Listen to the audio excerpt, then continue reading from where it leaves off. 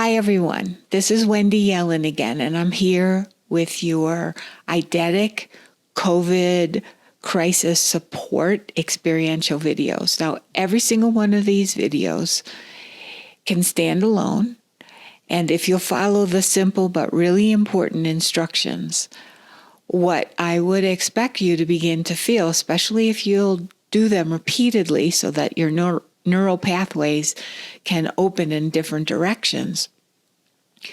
What I suspect and know that you will feel if you will do these is more power, feeling more powerful, more creativity, more calm in the storm, a greater sense of groundedness, less distraction, more of who you are, and less of what gets kicked up of our worst parts during a crisis, because that seems to be what happens when we're most stressed out.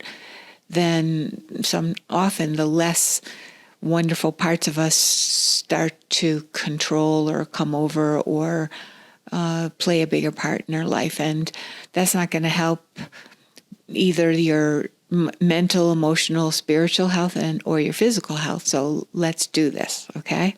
All right, so this particular image or exercise, Eidetic exercise, and like all images, it was created by Dr. Akhtar Asan. This one's called Emanations.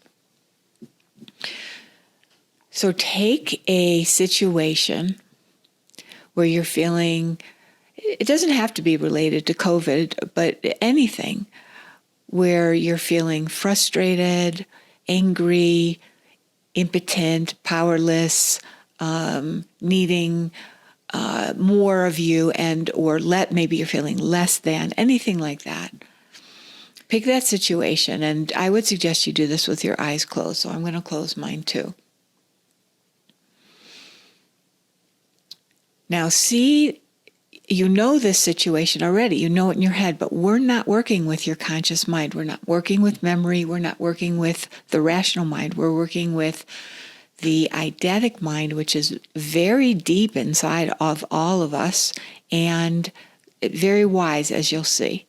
It was so wise, it is so wise that the ancient Greeks, who actually first became aware of these images that are inside of us, not visualizations, but images, they were so impressed they called them gifts from the gods. So let's take a look at your gift from the God for this situation. So close your eyes and see the situation that's bothering you and see yourself in that situation. So you may need to just be quiet for a moment, and please always pause the recording as needed, because I won't be taking long pauses. I'm going to leave you to that for the pause that you need. So maybe you're seeing yourself at your desk, or maybe you're seeing yourself with someone else, but you feel, let's just call it stuck in one way or the other.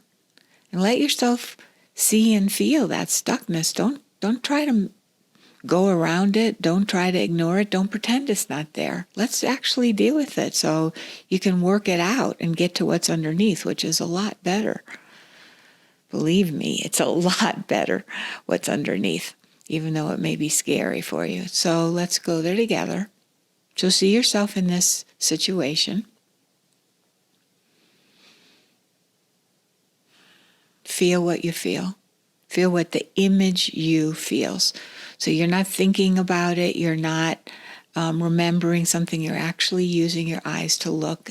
You're not trying to make it be more vivid. You're not trying to make it behave in a certain way. You're letting the image unfold on its own. Seeing it, feeling the stuckness, the powerlessness, whatever it is.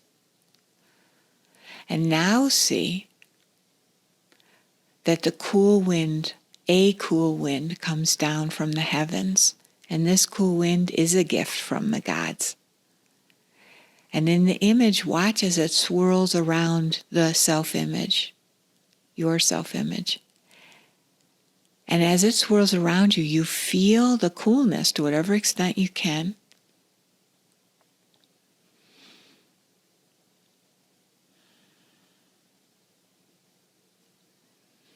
And then as you watch, out of you number 1 pops you number 2. What does number 2 look like? First of all, just really look. What does number 2 look like? It could be anything. Don't assume. And watch what number 2 does. What does number 2 look like, and what does number 2 do? And number 1 has disappeared. Now, please pause and watch this for a while and then come back. Now, continue to watch with me and really notice what you see and what you feel. What is number 2 doing? And how are you feeling as you watch? If you need to, you could go to number 3. So you would do it again, the whole thing again. Don't do this right away. Like, first try number 2, because sometimes we bypass number 2 in our head thinking it won't help, but then it's really such surprising what can happen. But if you need it, you can then see that the cool wind comes down again, swirls around number 2. Number 2 sees it. Number 2 feels the coolness. Out of number 2 pops number 3. You number 3. Number 2 disappears, and you want to look and see, what does number 2 look like? I'm sorry. What does number 3 look like? And what does number 3 do? And watch that for a while and really let yourself feel it.